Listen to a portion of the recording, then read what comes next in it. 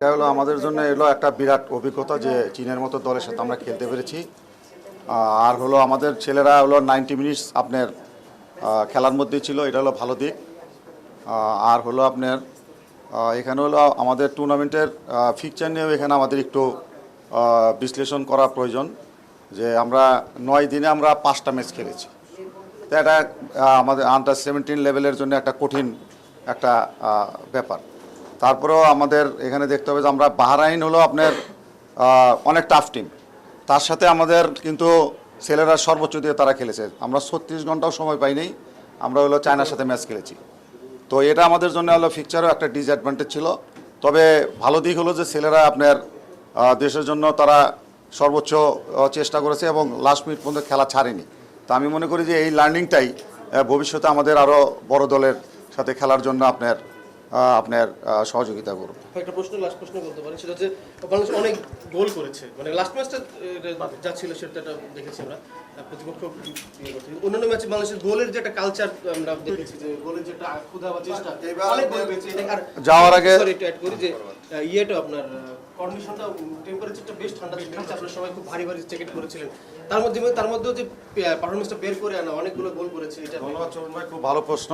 যাওয়ার আগে কিন্তু আমরা এটা নেই, আমরা আন্ডার-19 সাব খেলেছি, সেখানে আমাদের অনেক অপরচুনিটি তৈরি হয়েছে, বাট আমাদের স্কোরিং লেভেলটা একটু সমস্যা ছিল।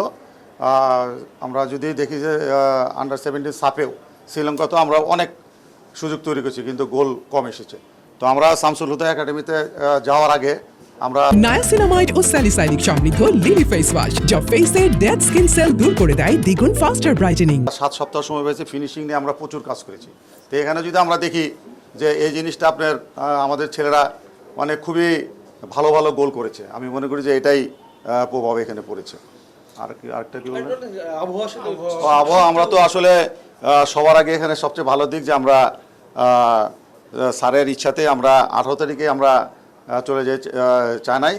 তো প্রথম 2-3 দিন আমার জন্য খুবই শীত ছিল, কিন্তু আমরা প্র্যাকটিস এবং ওয়েদারের সাথে খুব ভালোভাবেই ছেলেরা অ্যাডজাস্ট করে নেয়।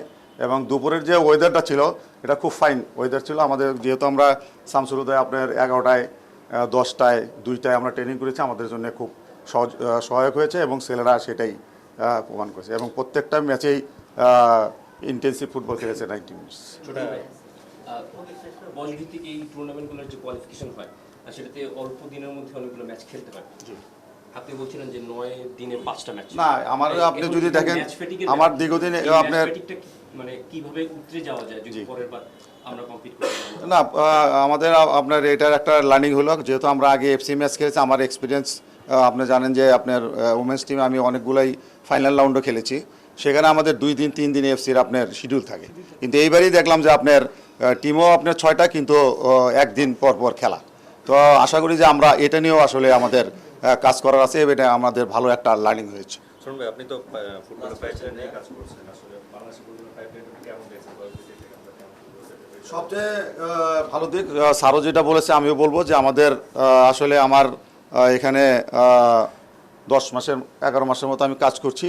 তো ছেলেরা আপনার প্রথম টুর্নামেন্ট থেকে দ্বিতীয় টুর্নামেন্টেই তারা ইমপ্রুভ করছে এবং দ্বিতীয় টুর্নামেন্ট থেকে তৃতীয় টুর্নামেন্টে তারা আরও র্যাপিডলি ইমপ্রুভ করছে। এটা হলো ভালো দিক, যদি আমরা এভাবে কন্টিনিউ করতে পারি এবং স্যার যেভাবে সহযোগিতা করে যাচ্ছে সেটা যদি হয়, আমি আশা করি যে সামনে আমাদের ফুটবল অনেক ইয়াং ট্যালেন্টেড বেরিয়ে আসবে।